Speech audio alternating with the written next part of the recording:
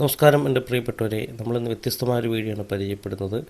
നമ്മൾ നിൽക്കുന്നത് മാന്നാറിലാണ്. ഓട്ടുപാത്ര നിർമ്മാണത്തിൽ പേരുകേട്ട മാന്നാറിൻ്റെ പൈതൃകമായ ഓട്ടുപാത്ര നിർമ്മാണത്തിന് പേരുകേട്ട സ്ഥലമാണ് മാന്നാർ. അപ്പോൾ ഈ മാന്നാറിലാണ് നമ്മൾ നിൽക്കുന്നത്. നമ്മളിന്ന് കണ്ടു കേട്ടും പരിചയപ്പെടുന്നത് PK സെൽവകുമാർ എന്ന പറഞ്ഞ ആചാരി നിർമ്മിക്കുന്ന ഒരു പള്ളിയിലേക്കുള്ള കുരിശിൻ്റെ നിർമ്മാണമാണ്. ഓടുരുക്കി ഉള്ള കുരിശിൻ്റെ നിർമ്മാണമാണ്. നമസ്കാരം എൻ്റെ പ്രിയപ്പെട്ട എല്ലാ പ്രേക്ഷകർക്കും സ്പാർട്ടൻ സഫറിയുടെ പുതിയൊരു വീഡിയോയിലേക്ക് സ്വാഗതം. ഞാൻ രാജീവ് ബുധനൂർ. ഇന്ന് നമ്മൾ പരിചയപ്പെടുത്തുന്ന മാന്നാർ കുരട്ടിക്കാട് സെൽവകുമാർ VK സെൽവകുമാർ എന്ന് പറയുന്ന ഒരു ശില്പിയുണ്ട്. അദ്ദേഹത്തിൻ്റെ വീട്ടിലാണ് നമ്മൾ നിൽക്കുന്നത്. അപ്പോൾ അദ്ദേഹം ഇന്ന് ഒരു പള്ളിയിലേക്ക് കൊണ്ടുപോകാനുള്ള കുരിശിൻ്റെ ഓട് ഉരുക്കി ഒരു ഓടയിലുള്ള ഒരു കുരിശിൻ്റെ നിർമ്മാണത്തിലാണ്. അപ്പം ആ നിർമ്മാണ പ്രവർത്തനങ്ങളാണ് നമ്മളത് കണ്ടും കേട്ട് പരിചയപ്പെടുന്നത്. അപ്പോൾ നമുക്ക് വീഡിയോയിലേക്ക് കിടക്കാം. അപ്പോൾ അദ്ദേഹത്തെ നമുക്ക് ആദ്യം നിന്ന് പരിചയപ്പെടാം. നമസ്കാരം.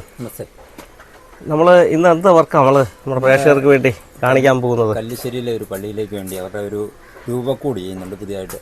അതിൻ്റെ ആവശ്യത്തിന് വേണ്ടി ഒരു അതിൽ നാല് സൈഡിൽ ഓരോന്നും സെൻട്രലിൽ ഒരു കുരിശും വെക്കാൻ വേണ്ടിയുള്ളതാണ്. അത് കാസ്റ്റ് ചെയ്യുന്ന പരിപാടിയിലേക്കാണ്. ബാക്കിയെല്ലാം കഴിഞ്ഞു. കാസ്റ്റ് ചെയ്ത് അത് ഫിനിഷ് ചെയ്ത് കൊടുത്താൽ മതി. കാസ്റ്റ് ചെയ്യുന്ന ഇതിലേക്കാണ് നമ്മൾ പോയിക്കൊണ്ടിരിക്കുന്നത്. അപ്പോൾ നമുക്ക് അതിൻ്റെ വർക്ക് പ്രേക്ഷകരെ ഒന്ന് കാണിക്കാം അല്ലേ? തീർച്ചയായിട്ടും. ഇതാണ് ചെയ്തുകൊടുക്കുന്നത്. ഇത് കുരിശിൻ്റെ ഇത് മോൾഡാണ് അല്ലേ? ഇതിപ്പം എന്തൊക്കെയാണ് ഇതിൻ്റെ വർക്ക് ഇപ്പോൾ കഴിഞ്ഞിരിക്കുന്നത്? നമ്മൾ മെഴുകിൽ ആദ്യം ഡിസൈൻ ചെയ്തിട്ട് പിന്നെ അതിൽ മണ്ണ് പൊതിഞ്ഞ് വെച്ചിരിക്കുന്ന ഘട്ടമാണ്. ഓക്കെ, മെഴുകിൽ ഡിസൈൻ ചെയ്തതിന് ശേഷം മണ്ണ് പൊതിഞ്ഞ് വെച്ചിരിക്കുകയാണ് അല്ലേ? ഇനിയിപ്പോൾ ഇതിനകത്തേക്കാണ് നമ്മൾ ഓട് ഉരുക്കി ഒഴിക്കുന്നത്. ഓക്കെ അല്ലേ? ഈ ഹോളിൽ കൂടെ മെഴുകി ഊറ്റിയെടുത്തിട്ട് അങ്ങേ സൈഡിൽ ഒഴിക്കാനുള്ള ഹോളുണ്ട്. അതിലേക്ക് നമ്മൾ ഓട് ഒഴിക്കുമ്പോഴത്തേക്ക് ഇത് ഫില്ലാവും. ശരി. പിന്നെ അതിന് ശേഷം എടുത്ത് ഫിനിഷിംഗ് വർക്കുകളൊക്കെ ഉണ്ടല്ലേ? അതെ. ഇത് എത്ര സമയം എടുക്കുന്നു ഇത് തണുത്ത് കിട്ടാനായിട്ട്? തണുത്ത് കിട്ടാൻ ഒരു 6 മണിക്കൂറെങ്കിലും ആവും. 6 മണിക്കൂർ എടുക്കും അല്ലേ? ശരി. അപ്പോൾ നമുക്ക് അതിൻ്റെ പ്രോസസ്സിംഗ് എല്ലാം ഒന്ന് കാണാം. ആയിക്കോട്ടെ.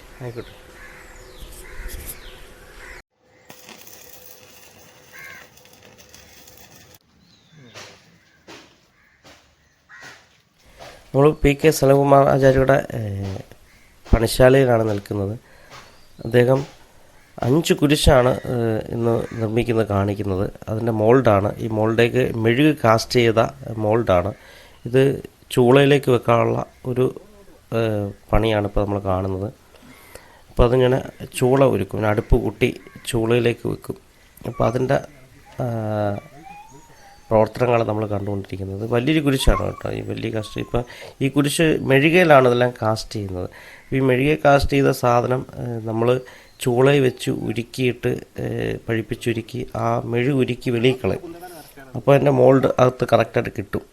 അപ്പോൾ അതിലേക്കാണ് നമ്മൾ ഓട് ഉരുക്കി കാസ്റ്റ് ചെയ്യുന്നത്. അപ്പോൾ അതെല്ലാം നമുക്ക് കാണാൻ സാധിക്കും. ഇപ്പം അത് കുരിശ് 5 കുരിശാണ്. 5 കുരിശ് വലിയ കുരിശും ഇടത്തരം വലിയ 4 കുരിശുമാണ്. അപ്പോൾ അത് ചൂളയിലേക്ക് വെക്കുന്ന പ്രവർത്തനമാണ് നമ്മളിപ്പോൾ കാണുന്നത്.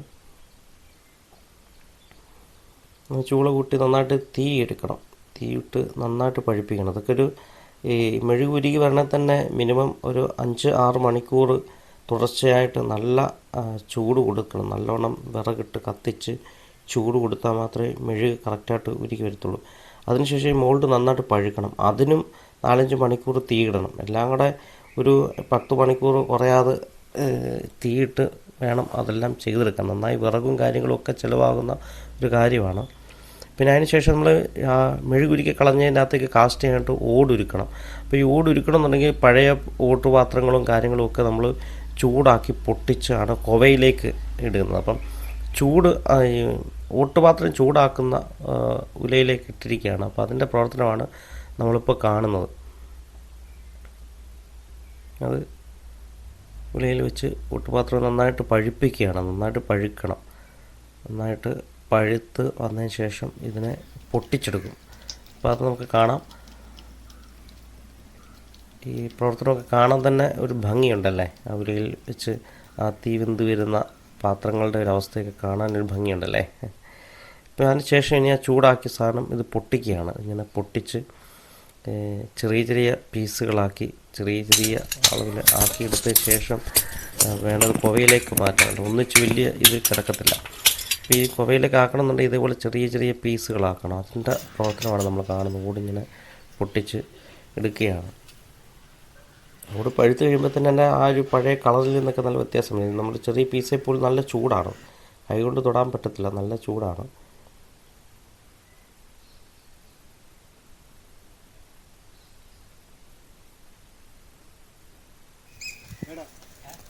അപ്പം മെഴുക് ഇങ്ങനെ ഉരുക്കി കളയുന്ന ചൂളയിൽ വെച്ച് മെഴുക് ഉരുക്കി കളയുകയാണ് അതിൻ്റെ കാസ്റ്റ് ചെയ്ത മോൾഡിൽ നിന്നും. മെഴുക് ഇപ്പോൾ ഉരുകി വരുന്ന നമുക്ക് കാണാം. നന്നായിട്ട് തീയിടണം, നല്ല ഹൈ ഹീറ്റിലാണ് ഇതുണ്ടാക്കുന്നത്. ഇപ്പോൾ മെഴുക് ഇങ്ങനെ ഉരുകി വരികയാണ്. മെഴുക് കാസ്റ്റ് ചെയ്ത സാധനം മെഴുക് ഇങ്ങനെ ഉരുക്കി കളയുകയാണ്. അത് വലിയ ചെമ്പിലേക്കും ചെറിയ പാത്രത്തിലേക്കും ഒക്കെ വാർന്നെടുക്കും. അത് അടുത്ത വർക്കിലേക്കും ഈ മെഴുക് ഉപയോഗിക്കാൻ പറ്റും. അതിനാണ് മെഴുക് കളയാതെടുക്കുന്നത്. മെഴുക് ഉരുകി വരികയാണ്.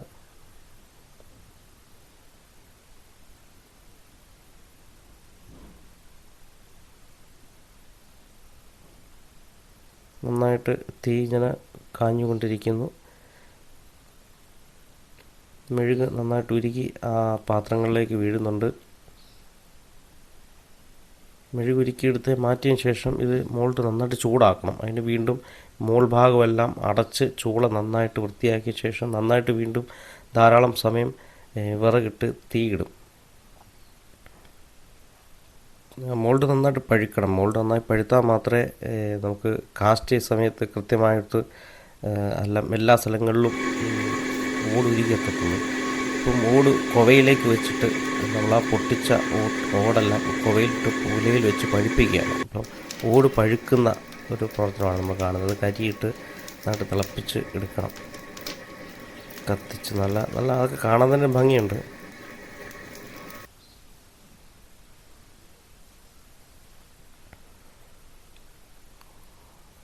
കരി നന്നായിട്ട് ഇട്ടാണ് അത് ഉല പഴുപ്പിക്കുന്നത്. ഈ ഉല നന്നായിട്ട് പഴുത്ത് കിട്ടണമെന്നുണ്ടെങ്കിൽ മിനിമം ഒരു 4-5 മണിക്കൂറിന് മേളിൽ തീയിട്ടാൽ മാത്രമേ ആ ഓട് നന്നായിട്ട് ഉരുകി പൾപ്പ് രൂപത്തിൽ ആയി കിട്ടത്തുള്ളൂ. ഒരു 5 മണിക്കൂറോളം നന്നായിട്ട് തീയിട്ടെടുക്കണം. 4-5 കുവയിൽ ഓട് ഉരുക്കുകയാണ്. 60 കിലോ ആണ് ഉരുക്കുന്നത്. 60 കിലോ ഓട് ഉരുക്കിയിട്ടാണ് ഈ ഒരു കുരിശും കാര്യങ്ങളും എല്ലാം അദ്ദേഹം നിർമ്മിക്കുന്നത്. അപ്പോൾ പഴുത്ത അല്ലെങ്കിൽ ആ ഉലയിൽ നിന്നെടുത്ത ചൂളയിൽ നിന്നെടുത്ത കാസ്റ്റ് ചെയ്ത സാധനം നമ്മളത് വീണ്ടും ആ വെറി വീണ ഭാഗങ്ങളൊക്കെ വീണ്ടും ചെളി തേച്ച് ഒന്ന് ഇതൊക്കെയാണ്. കാര്യം ചൂടാകുമ്പോൾ തന്നെ ഈ കാസ്റ്റ് ചെയ്ത സാധനത്തിനകത്തേക്ക് ഈ മണ്ണ് ചെറിയൊരു വെറിയൊക്കെ അവിടെ ഇവിടെയൊക്കെ ചിലപ്പോൾ വീഴും. അതെല്ലാം മാറ്റി വീണ്ടും മണ്ണിലേക്ക് ഇത് കുഴിച്ച് ഇടുകയാണ്. മണ്ണ് മാറ്റി മണ്ണിലേക്ക് നന്നായിട്ട് വെച്ചതിന് ശേഷമാണ് ഓട് ഉരുക്കി കാസ്റ്റ് ചെയ്യുന്നത്. മണ്ണിൽ കുഴികുത്തി നന്നായി ഉറപ്പിക്കും. അത് മെഷർമെൻറ്റൊക്കെ കൃത്യമായിരിക്കണം ഉറപ്പിക്കുന്നതൊക്കെ. ചരിവൊന്നും വരാൻ പാടില്ല. നന്നായി ഉറപ്പിച്ച് വെച്ചതിന് ശേഷമാണ് ഓട് കാസ്റ്റ് ചെയ്യുന്നത്. ഇപ്പം നമ്മൾ ഉലയിൽ നിന്നിപ്പം പഴുപ്പിച്ച ഓട് നമ്മളപ്പോൾ ഇത് കുവയെടുക്കുകയാണ്. ഓട് പഴുപ്പിച്ച ഉരുക്കിയ കുവ എടുക്കുന്ന കാഴ്ചയാണ് ഇപ്പോൾ കാണുന്നത്. ആ കുവ ഇങ്ങനെ കുടിൽ ഉപയോഗിച്ച് അത് എടുക്കുകയാണ്. അതൊക്കെ സ്ഥിരം ചെയ്യുന്ന ആൾക്കാർ ചെയ്യണം. എന്നാൽ മാത്രമേ ആ മെഷർമെൻറ്റും കൃത്യമായിട്ട് ഒഴിക്കാനും ഒക്കെ പറ്റത്തുള്ളൂ. ഇപ്പോൾ നമ്മളിനിയിപ്പോൾ കാണുന്നത് ഓട് കാസ്റ്റ് ചെയ്യുന്ന കാഴ്ചയാണ്. നമ്മൾ ആ മെഴുകുരുക്കി കളഞ്ഞ മോൾഡിനകത്തേക്ക് ഓട് കാസ്റ്റ് ചെയ്യണം. ഓട് നല്ലോണം തിളച്ച് നല്ല ചുമന്ന് നിൽക്കുകയാണ്. അത് നല്ല ഹൈ ഹീറ്റ് നിൽക്കുന്ന ഓടാണ് ഉരുകിയത്. അത് നമ്മൾ ആ ഇതിലേക്ക് ഒഴിച്ചു കൊടുക്കുന്ന കാഴ്ചയാണ് കാണുന്നത്. കാസ്റ്റ് ചെയ്ത് ഇപ്പം ഇനി ബാക്കിയുള്ള ഇതൂടെ കാസ്റ്റ് ചെയ്ത് നമുക്ക് കാണാം.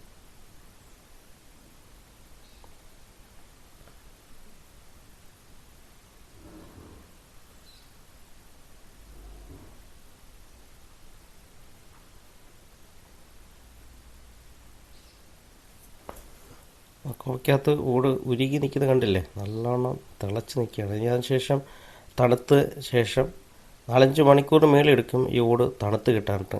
അത് ശേഷം നമ്മൾ ആ മോൾഡ് പൊട്ടിച്ച് നമ്മൾ കാസ്റ്റ് ചെയ്ത കുരിശ് എടുക്കുന്ന പ്രവർത്തനമാണ് ഇപ്പോൾ കാണുന്നത്.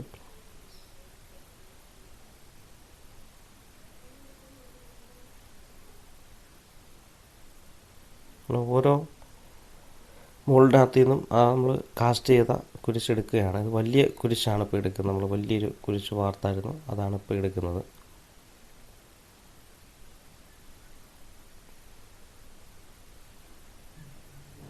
ഇതൊക്കെ നല്ല ക്ഷമയോടുകൂടി വേണം ചെയ്യാൻ. അല്ല കാസ്റ്റ് ചെയ്ത സാധനത്തിലൊക്കെ നല്ല ഇതിൽ അടി കിട്ടിക്കഴിഞ്ഞാൽ ചിലപ്പോൾ ഒടിഞ്ഞു പോകാം, ഓടല്ലേ. അപ്പോൾ അതെല്ലാം കൃത്യമായി ചെയ്യുന്നവർക്ക് കൃത്യമായൊരു കൃത്യതയുണ്ട്. ആ കൃത്യതയിലാണ് അവർ ചെയ്യുന്നത്. അതിനുശേഷം ഇതെല്ലാം ഗ്രൈൻഡ് ചെയ്ത് ബഫർ ചെയ്ത് അതിൻ്റെ ഒരു പൂർണ്ണ രൂപത്തിലേക്ക് എത്തിക്കുന്നത്.